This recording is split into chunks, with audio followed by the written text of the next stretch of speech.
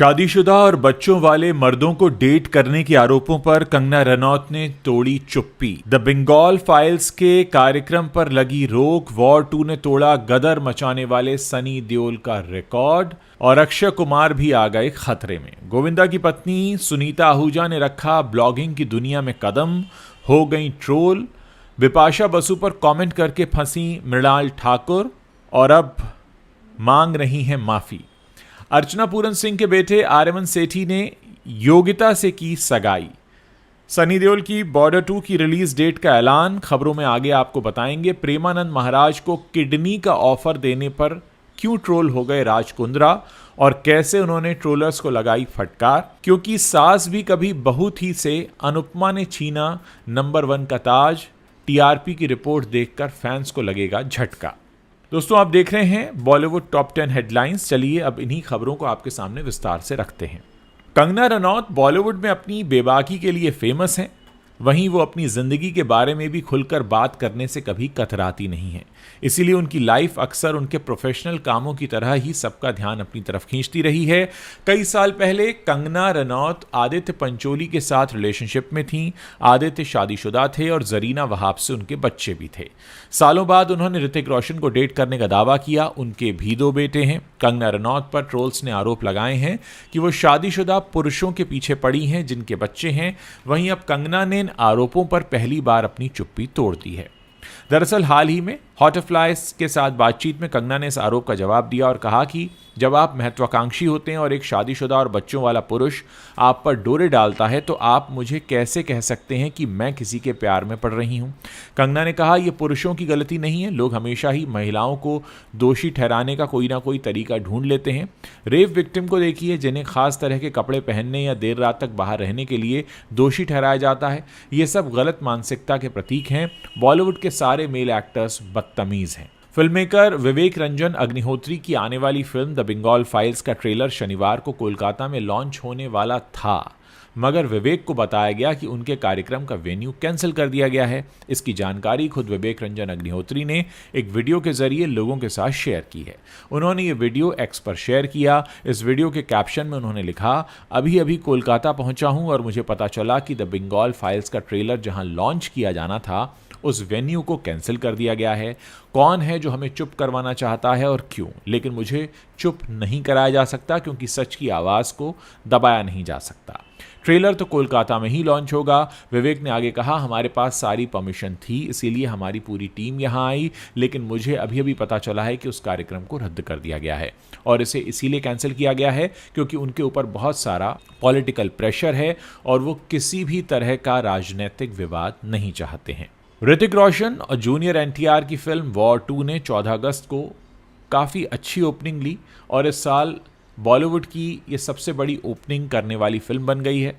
Tiger जिंदा है से शुरू हुए यशराज फिल्म्स के स्पाई यूनिवर्स की ये 6ठी फिल्म है।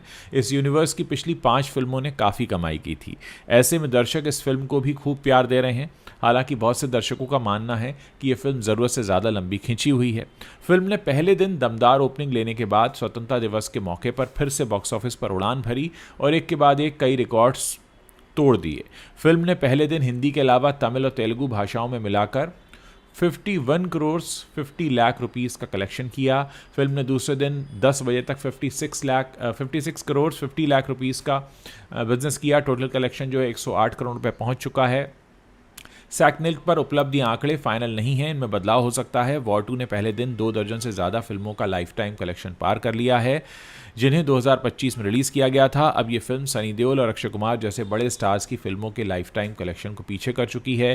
फिल्म ने जिन ज़्यादा कमाई वाली फिल्मों का लाइफ टाइम कलेक्शन रिकॉर्ड तोड़ा है उनमें भूल चूक माफ़ जो कि 72 करोड़ रुपीस 23 लाख का था, जाट 88 करोड़, केसरी चैप्टर 2 92 करोड़ और ऐसी कई फिल्में इसमें शामिल हैं।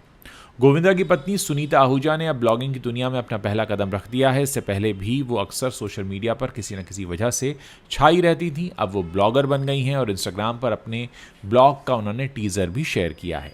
कोरियोग्राफर फराह खान ने सुनीता आहूजा के पहले ब्लॉग का टीजर अपने इंस्टाग्राम हैंडल पर स्टोरी में शेयर किया। उन्हें सुनीता का ये अनफिल्टर्ड अंदाज पसंद आया।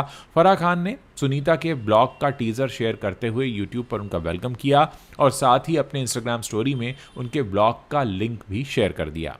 इतना ही नहीं, सुनील शेट्टी को भी सुनीता आहूजा का ये रॉ और अनफिल्टर्ड अंदाज बहुत पसंद आया। सुनील ने भी अपने इंस्टाग्राम स्टोरी पर सुनीता के व्लॉग का टीजर शेयर करते हुए उन्हें यूट्यूब पर वेलकम किया। हालांकि यूजर्स को यूट्यूब पर सुनीता आहूजा का अंदाज पसंद नहीं आया है। लोगों ने उनके वीडियो पर काफ़ी सारे उल्टे सीधे कॉमेंट्स किए हैं। मृणाल ठाकुर पिछले कुछ समय से सुर्खियों का हिस्सा बनी हुई हैं। पहले अपनी फिल्म सन ऑफ सरदार 2 की रिलीज़ के लिए, उसके बाद उनका नाम साउथ के साथ जो बड़े स्टार हैं धनुष, उनके साथ जुड़ा और अब एक पुरानी वीडियो की वजह से जिसमें उन्होंने बिपाशा बसु को ट्रोल किया था, उस वीडियो के वायरल होने के बाद मृणाल ने सोशल मीडिया पर पोस्ट शेयर करके बिपाशा बसु से माफ़ी मांग ली है। उन्होंने लिखा, 19 साल की उम्र में, टीनेज में मैंने बहुत सारी सिली बातें कही हैं। मुझे कभी अपनी आवाज़ का वज़न समझ में नहीं आता और कितने शब्द किसी को बुरे लग सकते हैं, मगर मेरे साथ ऐसा हुआ और इसके लिए मुझे बहुत अफसोस है। मेरा इरादा किसी को बॉडी शेम करने का नहीं था। वो एक इंटरव्यू में सिर्फ एक जोक था जो हद से ज़्यादा बड़ा हो गया, लेकिन मैं समझती हूँ कि ये कैसे आया और काश मैंने अपने शब्द अलग तरह से चुने होते। समय के साथ मैं ये समझने लगी हूँ कि सुंदरता हर रूप में होती है और अब मैं इसकी कदर भी करती हूँ। आपको बता दें कि इस वीडियो के सामने आने के बाद मृणाल को बुरी तरह ट्रोल किया गया था, मगर अब उन्होंने माफ़ी मांग ली है, तो फैंस कह रहे हैं कि उन्हें माफ़ कर देना चाहिए। कपिल शर्मा के शो की जज अर्चना पूरन सिंह की खुशी इस वक्त 7वें आसमान पर है। उनका शो भले ही अच्छा ना कर रहा हो, लेकिन अर्चना के बेटे आर्यमन सेठी ने अपनी गर्लफ्रेंड और the Kerala story fame Yogita Bihani से सगाई कर ली है। इसकी झलक आर्यमन ने अपने लेटेस्ट व्लॉग में दिखाई। दरअसल आर्यमन सेठी का एक यूट्यूब चैनल है जिस पर वो अपनी डेली लाइफ का रूटीन शेयर करते हैं। वहीं हालिया व्लॉग में उन्होंने अपने फैंस को एक बड़ी गुड न्यूज़ दी और बताया कि उन्होंने योगिता से सगाई कर ली है। इस वीडियो की शुरुआत आर्यमन और योगिता की अनाउंसमेंट के साथ होती है, जिसमें वो कहते हैं कि हमने लिविंग में रहने का फैसला किया है, इसके लिए हम बहुत एक्साइटेड हैं।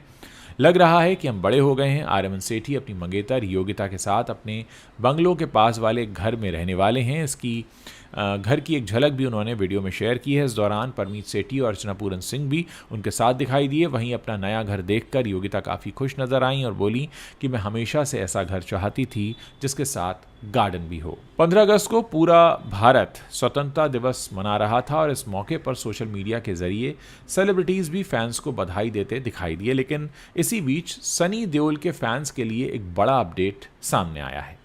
दरअसल सनी देओल की मच अवेटेड फिल्म बॉर्डर 2 की रिलीज डेट सामने आ गई है, जिसका ऐलान एक दमदार पोस्टर के साथ किया गया। इस झलक को देखने के बाद फैंस काफ़ी एक्साइटेड नज़र आ रहे हैं और मेकर्स ने भी 15 अगस्त का दिन, आज़ादी का दिन चुना अपनी रिलीज़ डेट को अनाउंस करने के लिए। और सनी देओल ने अपने इंस्टाग्राम पर एक असल में मोशन पिक्चर है इसे शेयर किया, जिसमें बॉर्डर 2 की रिलीज़ डेट 22 जनवरी 2026 बताई गई है। अगले साल 22 जनवरी 2026 के दिन ये फिल्म रिलीज़ होगी। वहीं इसके साथ सनी देओल ने कैप्शन में लिखा, हिंदुस्तान के लिए लड़ेंगे फिर एक बार, बॉर्डर 2 22 जनवरी 2026 को सिनेमाघरों में आ रही है। शिल्पा शेट्टी के पति राज कुंद्रा शिल्पा शेट्टी के साथ प्रेमानंद महाराज से मुलाकात करने गए थे, जिसका वीडियो सोशल मीडिया पर खूब वायरल हुआ। इस बातचीत के दौरान राज कुंद्रा ने अपनी एक किडनी प्रेमानंद महाराज को दान करने की बात कही, जिसके बाद से शिल्पा के पति राज को सोशल मीडिया पर खूब ट्रोल किया गया। यहाँ तक कि इसे लोगों ने PR स्टंट तक कह डाला। अब इस मामले पर राज ने चुप्पी तोड़ दी है। एक्स पर ट्रोलर्स को करारा जवाब दिया है। राज ने एक्स पर लिखा, ये बहुत अजीब दुनिया है जहाँ पर हम लोग रहते हैं। जब कोई अपने शरीर का कोई हिस्सा किसी को देना चाहता है ताकि दूसरे की जान बच सके, तो लोग उसे PR स्टंट कहते हैं। अगर किसी की मदद करना या मदद के लिए हाथ आगे बढ़ाना स्टंट है, तो दुनिया को इसे और अधिक देखने की आशा है। अगर मानवता एक रणनीति है तो काश सभी लोग इसे अपनाएं। मैं लोगों द्वारा लगाए गए लेबलों को परिभाषित नहीं कर रहा हूं। आपको बता दूं कि कुछ दिन पहले ही राज कुंद्रा और शिल्पा शेट्टी पर 60 करोड़ रुपए के गबन का आरोप भी लगा है। पॉपुलर वेब सीरीज़ मिर्ज़ापुर के अगले सीज़न के लिए सबको बड़ा बेसब्री से इंतज़ार है। इसके अब तक 3 सीज़न आ चुके हैं। चौथे सीज़न को लेकर उत्सुकता बनी हुई है, जहां अली फजल और पंकज त्रिपाठी के किरदारों की धरपकड़ दर्शकों को एक बार फिर से एंटरटेन करेगी। वहीं इस बार रवि किशन और जितेंद्र कुमार भी इनका साथ देंगे। हालांकि उनका क्या रोल होगा ये जानकारी सामने नहीं आई है। हिंदुस्तान टाइम्स की रिपोर्ट बताती है कि मिर्ज़ापुर द फिल्म से जुड़े एक सोर्स ने बताया है कि जितेंद्र और रवि किशन इस फिल्म की कास्ट में शामिल हो गए हैं। फिल्म का मुहूर्त गुरुवार 14 अगस्त को हुआ और वो दोनों इसमें मौजूद रहे। उनके किरदारों को फैंस के लिए एक बड़े सरप्राइज़ के तौर पर देखा जा रहा है। कलाकारों के लुक टेस्ट और रीडिंग सेशन भी शुरू हो चुके हैं और अगले कुछ दिनों तक चलते रहेंगे। जितेंद्र और रवि भी प्री प्रोडक्शन के काम में शामिल हो गए हैं। ये फिल्म अगले महीने फ्लोर पर जाने वाली है। टीवी की दुनिया में हर हफ्ता एक नई जंग लेकर आता है। इस जंग में जिसे दर्शकों का सबसे ज़्यादा प्यार मिलता है उससे नंबर 1 शो का ताज पहनाया जाता है। इस हफ्ते की टीआरपी लिस्ट ने सबको चौंका दिया है। जहां एक तरफ राजन शाही के पॉपुलर शो अनुपमा ने एक बार फिर से नंबर 1 की कुर्सी हथिया ली है, वहीं पिछले हफ्ते टीआरपी चार्ट में टॉप पर रहा क्योंकि सास भी कभी बहू थी 2 चौथे पायदान पर खिसक गया है। एकता कपूर के क्योंकि सास भी कभी बहू थी की टीआरपी में आई ये गिरावट मेकर्स के लिए एक बड़ा झटका साबित हो सकती है, खासकर तब जब देश की पसंदीदा बहू तुलसी यानी स्मृति ईरानी ने 17 सालों के बाद इसी शो के साथ छोटे पर्दे पर वापसी की है। रूपाली गांगुली का शो अनुपमा अपने स्ट्रॉन्ग किरदारों की वजह से 2.3 की टीआरपी रेटिंग हासिल कर चुका है और फिर से टॉप पोजीशन पर आ गया है। लेकिन लगता है क्योंकि सास भी कभी बहू थी का एक्साइटमेंट अब कम हो रहा है। इस हफ्ते इसकी टीआरपी गिरकर सिर्फ 1.8 रह गई, जिसने शो को पहले स्थान से सीधे चौथे स्थान पर गिरा दिया है। दोस्तों, ये 10 बड़ी खबरें हैं जो इंटरनेट पर छाई हैं, बॉलीवुड की दुनिया से आती हैं। अगर आपको वीडियो पसंद आ रहा है तो इसे अपने दोस्तों के साथ शेयर करना मत भूलिएगा।